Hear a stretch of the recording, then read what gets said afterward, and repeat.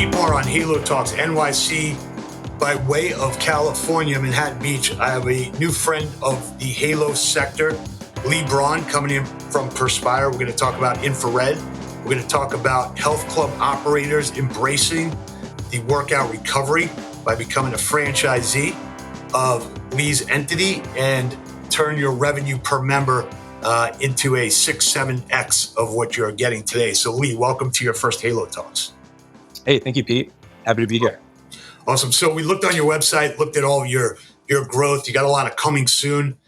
Tell us why you started this and what background you had before and how it's going. Yeah, sure. Absolutely. I'm from Michigan originally. So I moved out to California back in 2010. I was 24 years old.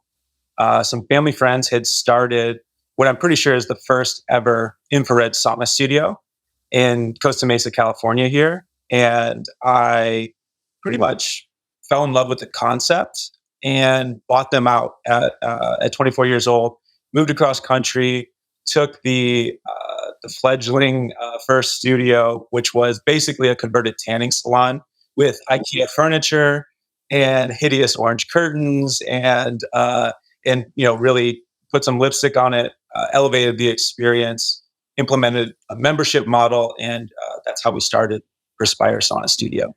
And how many locations did you have when you decided to start franchising? We had 3 corporate locations when we started that we started ourselves over a series of 6 years. So from 2010 to 2016. And given how young you were at the time, and I was at that age running a company, I basically said my idea is better than whatever the market condition is at the time. And I thought that I would never fail, if I just put enough work into it. So for the 6 years, were you like living in the studio and kind of figuring out what's the special sauce of this? I'm not going to let somebody use my playbook until I actually have a playbook. Yeah, the first, I'd say 4 years were a grind. The market, like you said, was not there. Right. If you remember 2010, wellness consisted of massage, basically. I mean, there wasn't really any other recovery modalities out there. So the market wasn't yet there, but anyone that came in was just, in love with the service. They wanted to continue. We didn't have that many members at the time, but the ones that we did were really passionate. So we knew to keep going with it. The first 4 years, just living in the studio, like you said, had our first real breakout year in 2014. Finally had the right team in place, and we started growing at the end of 2014 and started opening a couple more studios. One of the things that's interesting about your pricing model is you have an 8-pack for $159, and we've done a lot of work with Orange Theory, mostly pre-COVID, but they were trying to basically get a $20 per visit, and that was kind of the business model, which allowed them to get a lot more members than an average fitness studio, which is more of like a 300. They were able to get up to 800. I think one of the ways that they did that was trying to figure out, supply, demand, number of classes, and what can I really service. We did a deal down in Florida where we did an unlimited membership down in Boca Raton. So if anyone's down in Boca, do not do an unlimited membership because people have unlimited time and they will stay and live in your studio and you'll get $6 a class. How did you kind of stumble upon the business model and the pricing plan? So, when we first took it over, we immediately put in a membership model for that reason of growing the recurring revenue, which we all love, right, in business. And then really we looked at, what Massage Envy was doing, what other beauty brands were doing with their membership model at the time, and kind of adjusted accordingly for our business, which is really geared around, our whole philosophy was, how are we going to get people to come in 1, 2, or 3 times a week? Because that's really where we start to see the most cumulative benefits for what we do. So that's how we, established our pricing models, was around that 1, 2, or 3 times a week. I'd seen some tanning salons that were not converted to infrared, and people were coming in there 5 or 6 days a week. And I think that turned into a liability and not a ideal client for those tanning beds. Yeah, that's pretty much where the similarities of our business end, is that, we have a similar, footprint or layout as the old tanning salon model. And we're really going more towards the health and wellness of people, not the vanity as much. Sure, sure. Um, when we look at franchise businesses, you might be able to say certain things or not here, but I always use 60,000, like 2,000 a day, is kind of the hurdle revenue per month that basically creates a business that entrepreneur or owner operator would say, okay, I'm getting a requisite return Yeah. on this investment, and I'm meeting my payroll, I'm paying my rent on time, and actually putting money in my pocket. Um, when you looked at Massage Envy, we actually did the Massage Envy deal a long time ago as a banker, and we're intrigued by that model. What do you view as the revenue threshold, and then do you also have certain other ancillary services that you want to put in, and how have you kind of allowed yourself to grow and maybe move amenities or services around? That's a loaded question.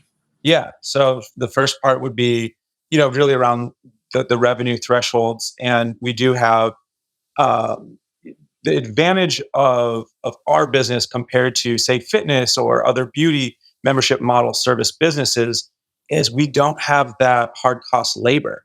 The Right. sauna is performing the service. It is automated wellness. So not only is the sauna performing labor, but they're also able to perform 100% consistently compared to people, and people are flawed and make mistakes and things like that. So that's one of our advantages is the reduction in that one-to-one labor model that you see with personal training or fitness classes, or aestheticians and things like that. And then in the first several years, and we invested in Higher Dose, we were kind of evangelists trying to tell people this is the benefits of infrared. I used to use this analogy of like you're a rotisserie chicken, and you're basically heating your body instead of the air. Some people it resonated with, some people felt like that was not great. But if we got to cross the chasm of we don't really need to educate people anymore, there's enough out there that it's proven. Education's still our number one hurdle. I will say, as far as crossing the chasm, though, we are getting there, and where we used to say a similar thing, where it's warming your core temp, and it's using heat waves. That used to really turn people off and think radiation, and think run for the hills. Now I Right. think the education is quite a bit farther along, and people understand that that's a really great thing that the infrared is doing, and there's less negative connotation. Some of this is related to workout recovery. Some of this is related to getting toxins out of people's body. Maybe they're in treatment. Um, do you see like the connection between medical and doctors recommending, or is it really, health club members, Halo evangelists that's really the core member base right now? The latter's the core member base. The former, the medical application. There are great medical applications for it. There are the Lyme disease. It's one of the only ways to treat Lyme disease is through infrared sauna, unless you're going to do really high dollar treatments. It's the most cost effective way. Post chemo, recommendations for after chemotherapy, going through infrared sauna treatment. So there are a lot of medical related applications, but that's 10-15% of the people coming through our doors. It's mainly like you said, the halo. What else do you envision having in the studio, or do you think that this on a standalone basis, one, has longevity, two, has pricing power? I don't think that it should be discounted.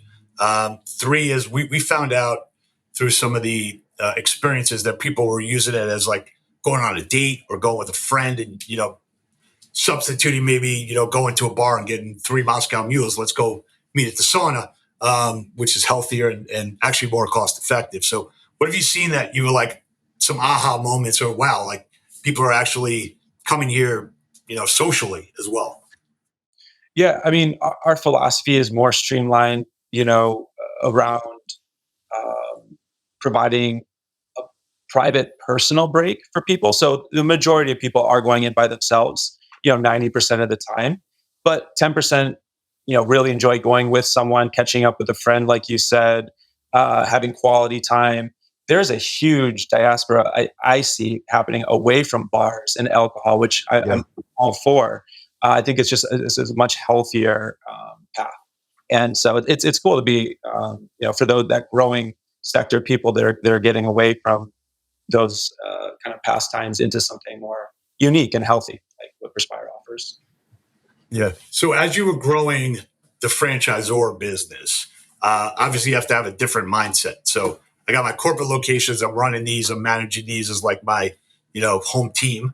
But now you have customers, you have clients that are maybe taking out a loan or putting some of their life savings into this business. So how did you kind of manage through that mindset change? And probably your first 10 franchisees, probably you had a personal connection with them, or you said like, hey, I got to make sure they're successful because this is on me. It's Lee Braun. It's not necessarily my brand, and they're super connected. 100%. I mean, franchising has brought on a whole new level of energy and direction and purpose for me personally, and it's still that way. We're still singing for our supper and making sure that we're providing the most level of holistic support to our franchisees. Definitely the first 10 franchisees saw a lot more of me than they do now, but that's just growth and evolution, and bringing on more people to the HQ team to really help support our franchisees in getting launched.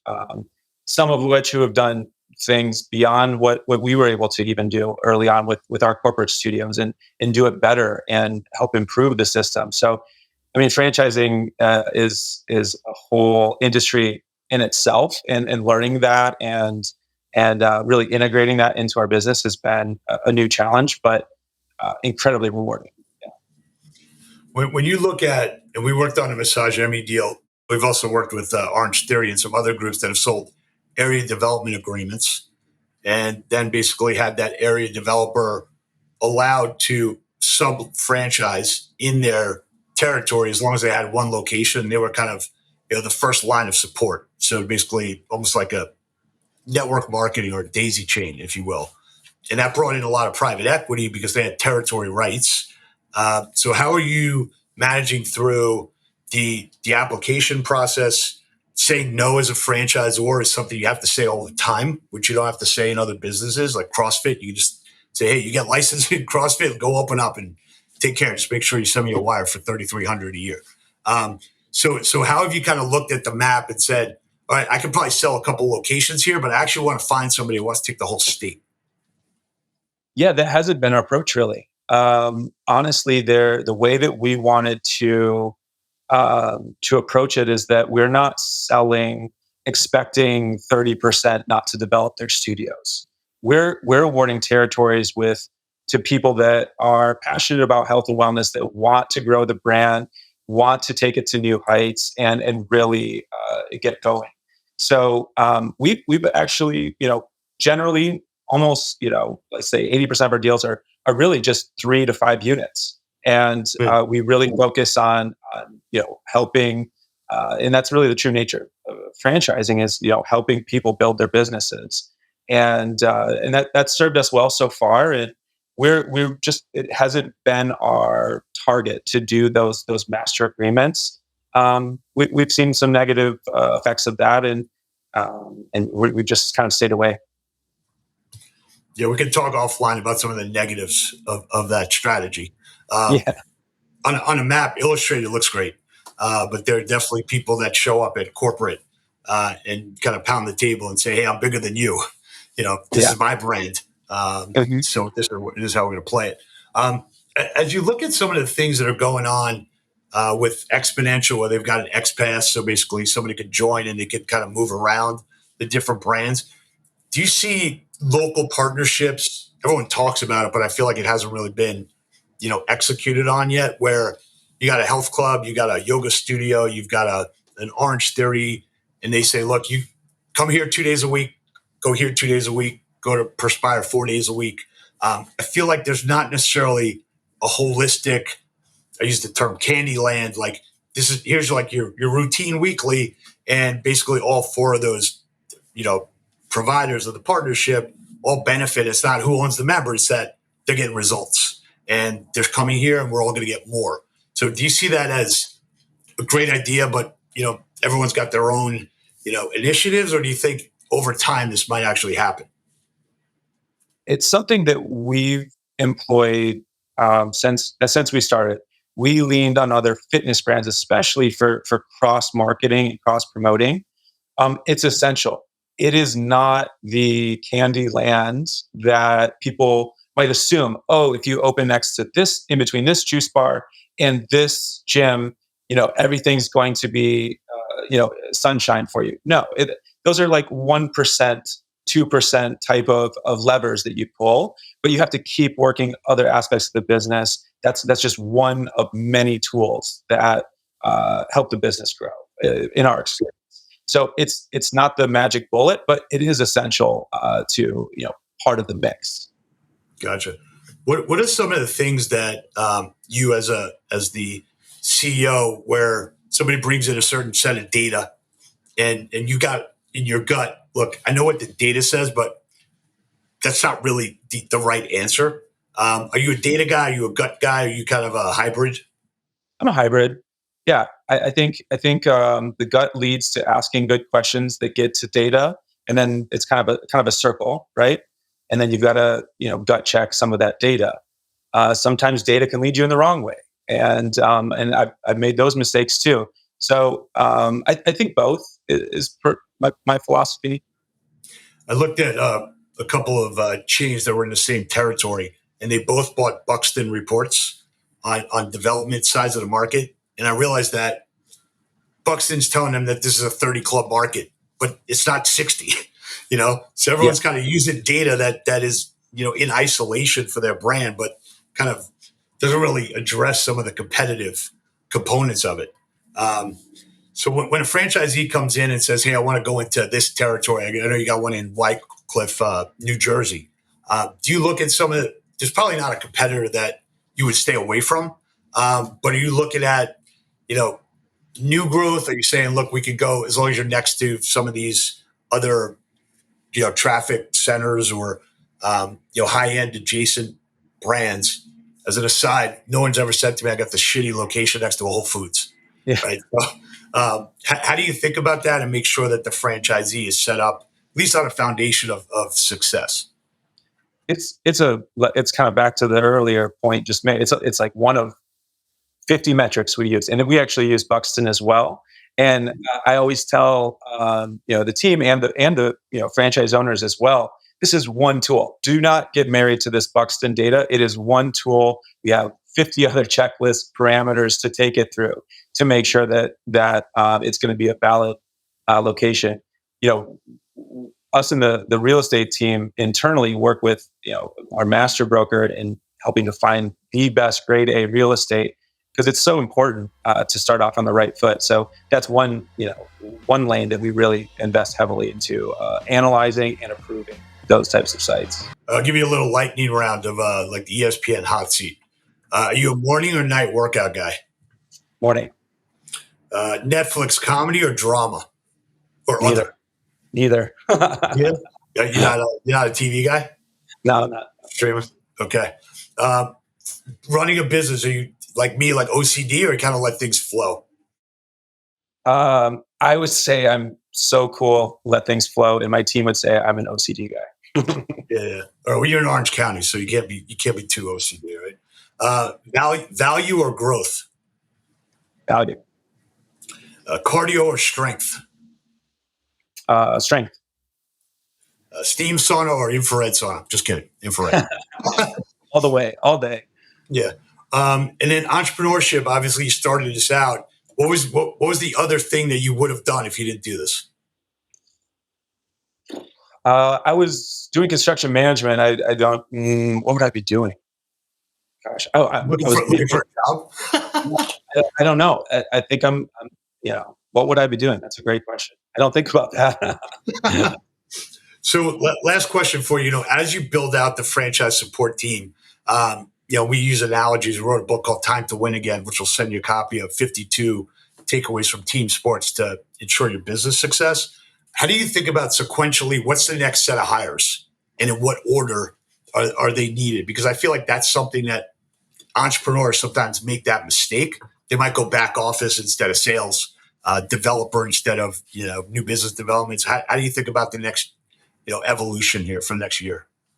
Yeah. So, I mean, we're in a good spot right now where we've created this, mainframe. We've got 20 people at the HQ right now. So there's a lot that's coming up next year that's duplicate roles. We just need more of the same type of roles now in order to help support our growing base, our growing system. So in a way that's maybe a little easier, and I'm looking forward to that because we've cut our teeth in developing these roles and cutting these new roles, and now we can help delegate and elevate with the existing team. Awesome.